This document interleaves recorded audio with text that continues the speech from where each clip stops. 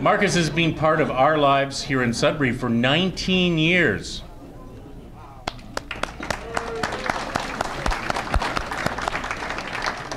And before that, Prince George, and did you ever do Manitoba? No, never Manitoba. But Markus has become so much part of the fabric, the cultural fabric of our community, that he really is the face of CBC Morning. And with that, let's bring Markus Schwabe. He's going to give us a bit of a share of his perspective on growing old with CBC. A pleasure. Yeah, I am the face of CBC Radio. My brother always says I had a face for radio, but that's an old joke. And I'm not a particularly funny guy, and I need a script, so I wrote a few notes to share with you. But it is my pleasure to be here with you, and I want to say, number one, thank you for listening to CBC Radio. And so I didn't know what I would talk about, because I normally interview people and I ask about them. I don't normally talk about myself.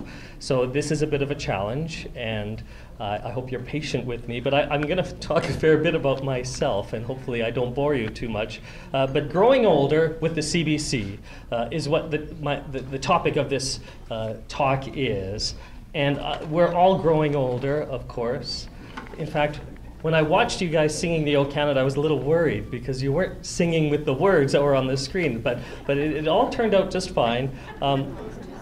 When I was a few years older, much younger than I am right now, I was picking up some milk at the Shoppers Drug Mart behind the old CBC location, and I thought I got a really great deal, and I thought really good about myself. And I got home and I looked at the receipt and I said, wow, I got 20% off, and I realized they had given me the seniors discount. It was the last Thursday of the month. So, and by the way, you need to be 55 to qualify. So if you're looking for a deal on milk, Shoppers Drug Mart.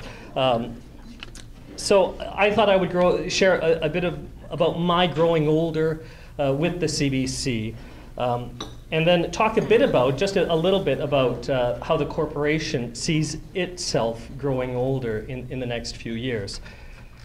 Now, when I was a kid, I didn't really like the CBC, especially radio. The TV was okay. There was Mr. Dress-Up and The Friendly Giant, but my dad listened to what was then called CBC Stereo, which was classical music, and it really wasn't for me.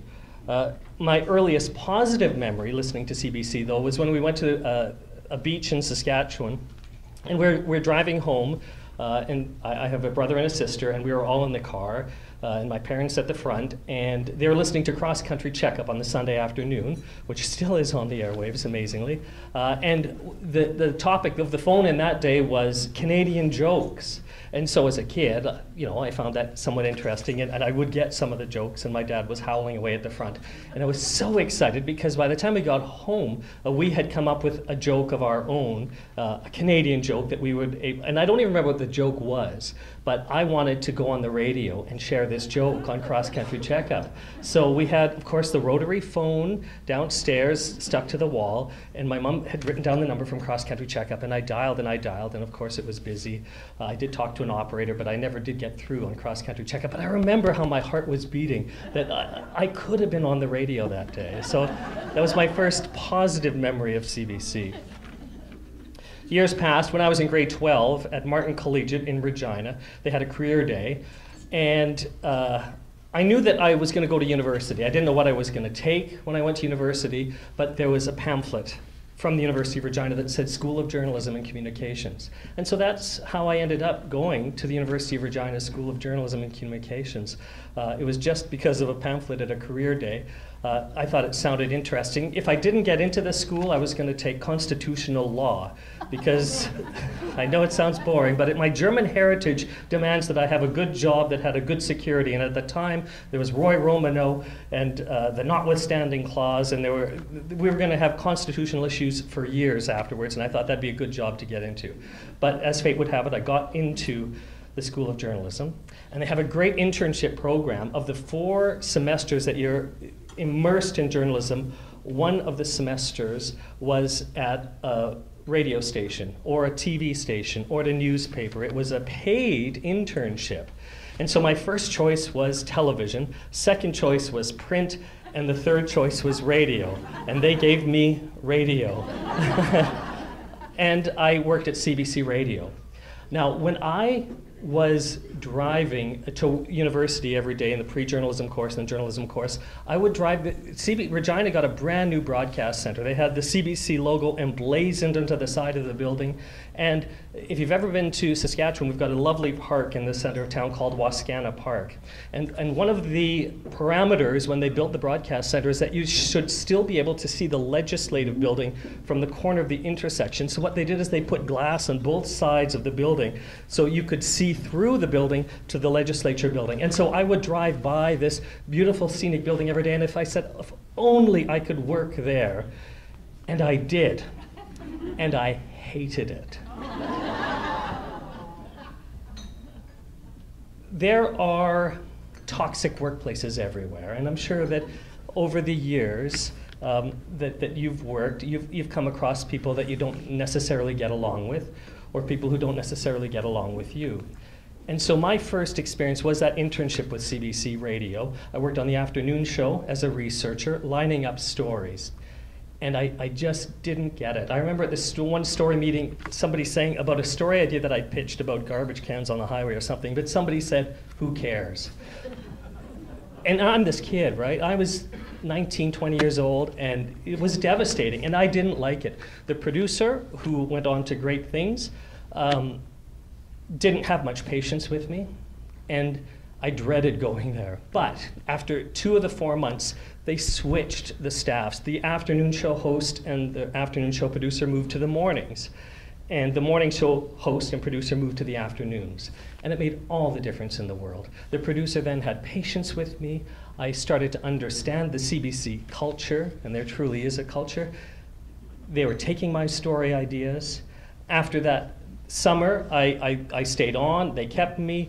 The year after I graduated, they called me back and said, "Can you come in? Can you fill in temporary? We've got maternity leave." I was on contract for about 8 months, and then I got my first full-time job at CBC in La Ronge in northern Saskatchewan.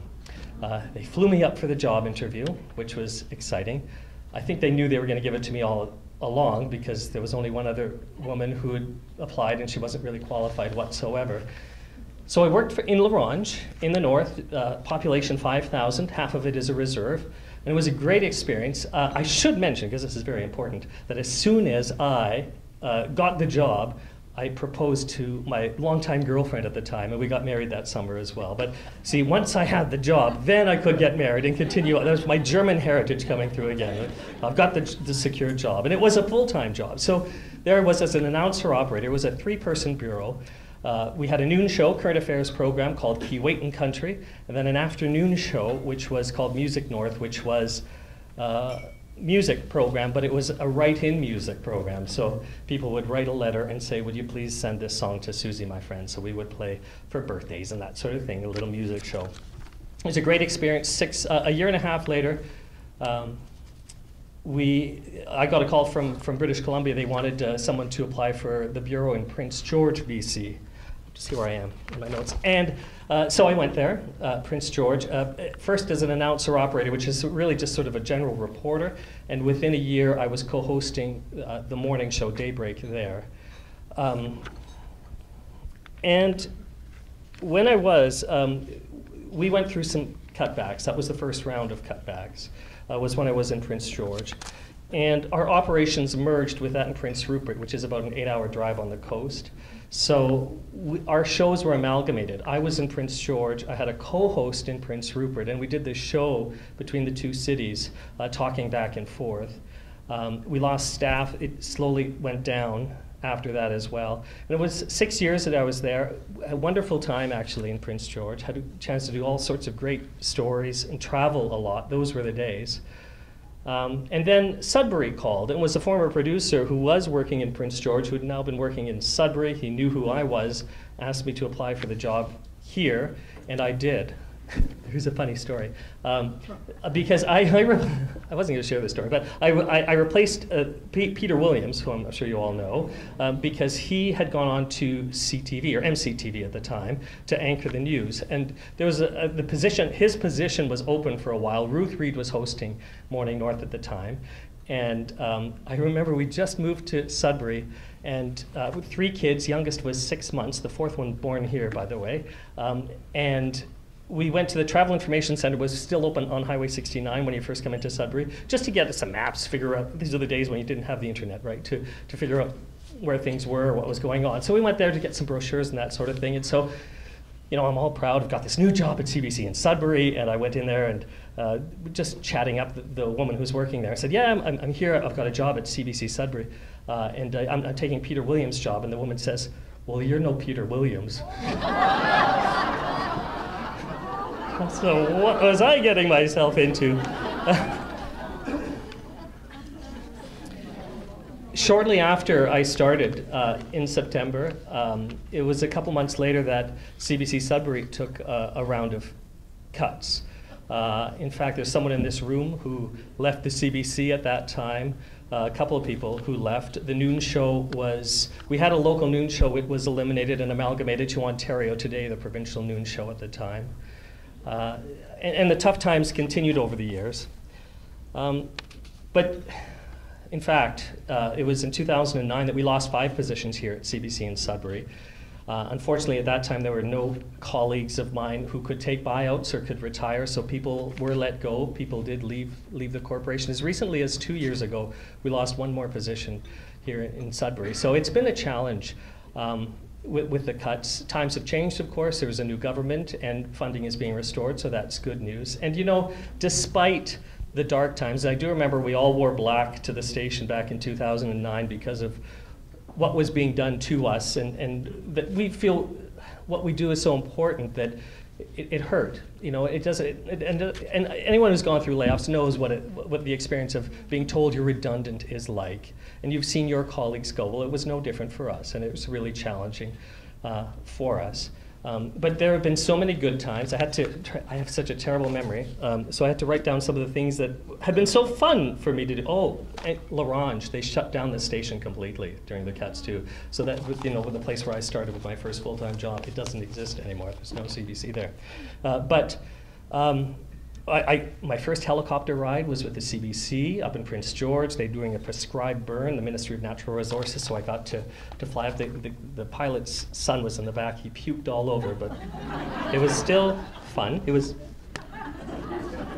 I got to cover the Queen's visit. The Queen walked right by in front of me. I didn't say anything to the Queen because you're not allowed to as a reporter. You just sort of watch her walk by. But I got to cover her visit to Prince George when they opened up this University of Northern British Columbia. And then when I came to Sudbury, we got to do some traveling. We opened up. We didn't open. They switched on a new transmitter up in Cobalt, and so we did a show from the Classic Theatre there. I got to record youngsters up in Saskatchewan on the James Bay coast doing some goose calls. We were there for Fort Albany's brand new school when it opened up, the Peterbeck Academy. I've been down to the Neutrino Observatory here in Sudbury, the Podolsky Mine when it was open. Up in Chapleau, I had a chat with artist Ken Danby when he was still alive, which was neat. We had a cookout contest at Rome's in Sault Ste. Marie, the grocery store. I've read the Christmas Carol from Little Currant up to Cochrane and every place in between over the years. And a year ago, I was able to welcome Prime Minister Justin Trudeau into our news studios, and I had a conversation with him when he was in town to announce Maley Drive. So there have been a lot of technological changes at CBC as I've grown old with the corporation. Of course, when we started, I had reel-to-reel tapes, and we are cutting with razor blades and tape. But you know what? I don't need to be talking to you guys about how things have changed over the years. But you know, we recorded on cassettes and dubbed them onto reel-to-reel to do the editing. We played records, of course. Everything is now digital. I record interviews on a smartphone and I send it to the station. So by the time I get back, it's ready for me to cut on my laptop. In fact, I don't have a desk anymore. In our new location, it's unassigned seating. So you go and sit wherever you want in that location. You just plug your computer into the 2 screens. The records we don't play anymore. We do have a record player. We ask that we get to keep one in the studio. And occasionally if someone has an old record that isn't in the virtual music library in Toronto, then we'll still play a record. And the product is changing too. So in recent years, there's been a mantra at CBC, digital first. And people are getting their news and information less and less from television and radio. And I'm sure you're no different, really, that you go online to get news. You use a smartphone if you have one to get information. There's, of course, Facebook. Who here's not on Facebook? A few people. But you know what? I bet you more people are on Facebook in this room than aren't on Facebook. There's Twitter. There's Instagram, there are podcasts, and CBC is on all of those platforms. Now the corporation has a plan to move forward. I have to read now because I don't pay attention when the mucky mucks come to town, and so I have to, and I have to get it right as well. So 3 priorities. It's called the 2020 strategy. We're almost there, in fact. Number 1 is going digital first. Used to be that television was always first, radio second, and then digital. Well, they flipped it around. Digital first, radio still in the middle, thank goodness, and television is the lowest priority. And a lot of the local stations, they've cut. Now, we've never been fortunate enough to have a local television station here, but places like Windsor that have, even Toronto, Edmonton, Calgary, Regina, all of those stations have seen severe cuts. The money that has been restored to CBC is going to digital first. So digital first. The second priority is to create more distinctive quality Canadian content for all Canadians. And so that content covers all platforms. It's about sharing people's stories, not necessarily for radio or television or online. It's for all or one, but it's content. And then the third one is become more local to serve Canadians better, which is nice for a local station in Sudbury. It hasn't always been that way, that local programming is a priority, but it is one of the pillars of the CBC right now. So we're very fortunate we do have our website, cbc.ca/Sudbury, and all that social media stuff, and also the radio station we still have here. And they're just opening, in a matter of weeks, a brand new radio/digital station in London, Ontario. So for years, London, which is much larger than Sudbury, has been asking for a CBC, and they're getting it. They're getting a small crew. They're going to have their own website, and they're going to have their own morning show as well. But the business model for the CBC is broken. We still rely on advertising revenue, especially, of course, on television. There's no ads on radio. They tried it on radio too, wasn't very effective at all.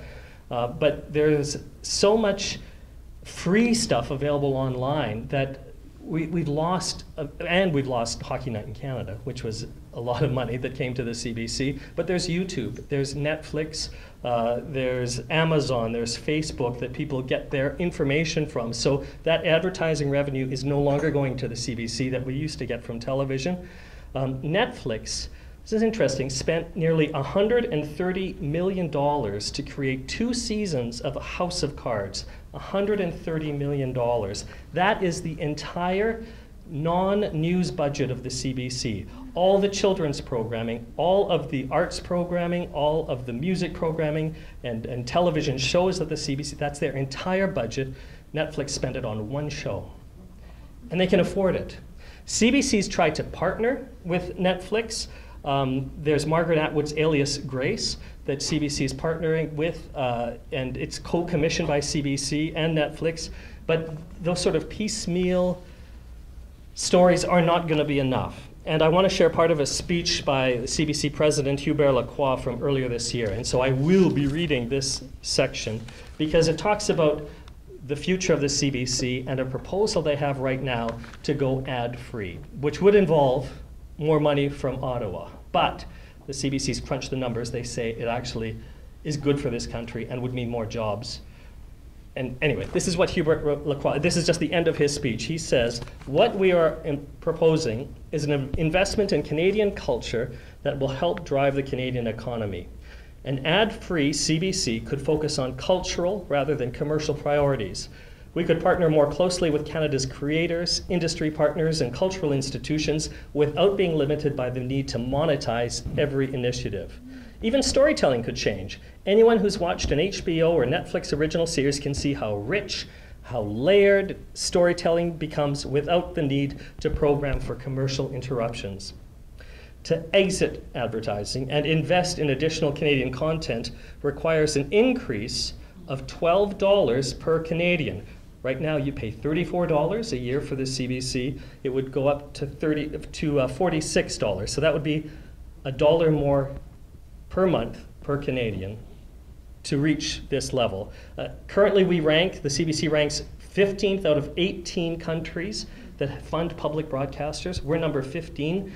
This would raise us one spot to 14th in the world.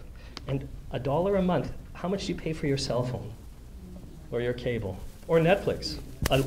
Anyway, he goes on to say, such a move would allow us to remove advertising from all of our platforms and complete our transformation to digital. Even better, it's an investment with a payoff for the Canadian economy. The global analysis company Nord City recently determined that moving to an ad-free model would create an additional 7,200 jobs in the cultural sector and generate a net GDP gain of $488 million a year in the Canadian economy.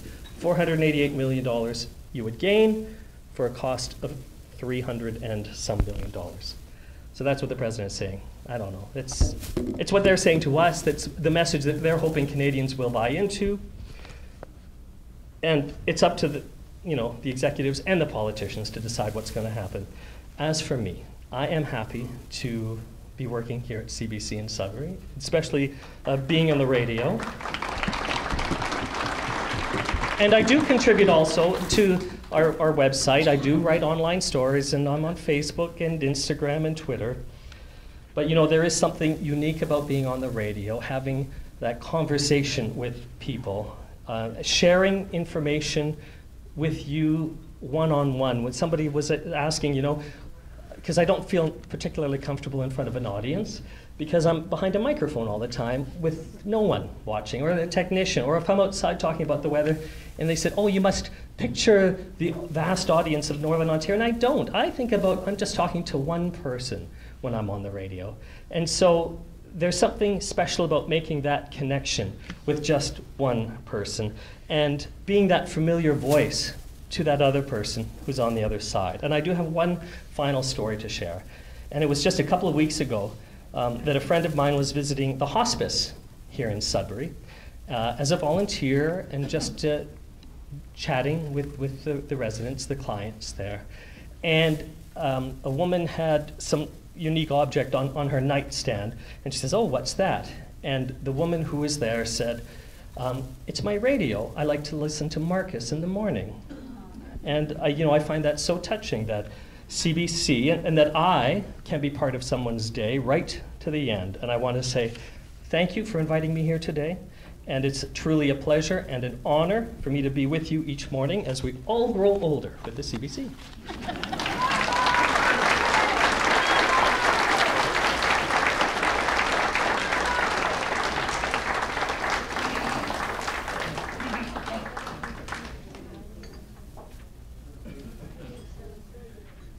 Well, I think some of us grow younger with the CBC too. I think it gets us out doing things. We hear about events happening in our community, not just our community. I think there is a benefit for us to know what's going on in Thunder Bay and North Bay and Sault Ste. Marie, because we are part of a larger network as well. On behalf of CARP, I believe we have a donation that's going to a charity of your choice, and we'll be sending that to making that connection soon. I will bring Markus up one more time, because we do have some, let me make sure I've got the order of things right here. We have to do some draws, and Irene and John Lindsay are going to help with us, but I'm going to announce them, and Markus is going to draw them, I believe. So Irene and John, would you like to come forward? And I'd like to put them all in a box. oh, they're all going to go in a box? Yeah. Oh, okay. Because, Okay. because the people that came early should have the same chances as All the people who came late. so Everybody who's here gets a fair chance, right? we just pick them and then just mix We're going to mix them all up.